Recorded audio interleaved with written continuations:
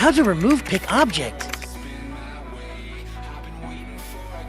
তো গাইস এটা করার জন্য আমরা গুগলে চলে যাব। তো আমি আমার ফোনে গুগলে চলে আসলাম। এরপরে সার্চ বারে ক্লিক করে এখানে লিখবো ক্লিপড্রপ এআই। সিম্পলি ক্লিপড্রপ এআই লিখে যে ওয়েবসাইটটা আমাদের আসবে ওই ওয়েবসাইটে আমরা যাব। ওয়েবসাইটে যাওয়ার পর এখানে দেখতে পাচ্ছেন একটা উপরে লগ ইন এর অপশন রয়েছে, ওই অপশনে আমরা ক্লিক করে দিব। সিম্পলি অপশনে ক্লিক করার পর এখানে দেখতে পাচ্ছেন কন্টিনিউ উইথ গুগল, এটাতে সিম্পলি ক্লিক করার পর এখানে আপনার যত জিমেল আছে সবগুলো শো করবে। তো আপনি যেটা দিয়ে করতে চান সেইটা উপর সিম্পলি ক্লিক করে দিবেন। ক্লিক করার পর আমাদের লগ আউট কাজ শেষ। এখন এখানে 13টির মতো প্রায় ফিচার রয়েছে, তো আমরা আপাতত একটা ফিচারই দেখাবো আপনাদের। এখানে ক্লিন আপ যেটা দেখতে পাচ্ছেন ওটাতে ক্লিক করব। এখানে দেখতে পাচ্ছেন click paste or drop a file here to start, ওইটাতে ক্লিক করব। এখন আমাদের কাঙ্ক্ষিত ফাইলটি আমরা সিলেক্ট করে দেব। সিলেক্ট করে দেওয়ার পর এখানে দেখতে পাচ্ছেন দুটো অপশন, সিলেক্ট মুভ। মুভটা দিয়ে আপনি জুম করে করতে পারেন, আর সিলেক্টটা দিয়ে আপনি যে অংশ রিমুভ করতে চান ওইটা রিমুভ করে দিবেন, সাবজেক্ট আর অবজেক্ট। তো এখন আমি অবজেক্টটা রিমুভ করে দিব আস্তে আস্তে।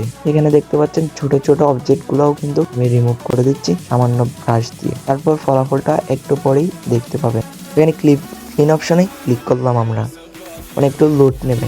লোড নেওয়ার পর দেখতে পাচ্ছেন সবকিছু ক্লিয়ার। তো এখানে একটা সমস্যা হয়ে গেছে, এখানে একটা থেকে গেছে, তো ওটা আমরা আবার রিমুভ করে দেবো।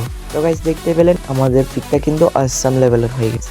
তো এটা এখন কিভাবে সেভ করবেন সেই প্রসেস দেখাবো। উপরে যে সেভের অপশন দেখতে পাচ্ছেন ওটাতে ক্লিক করলেই সেভ হয়ে যাবে।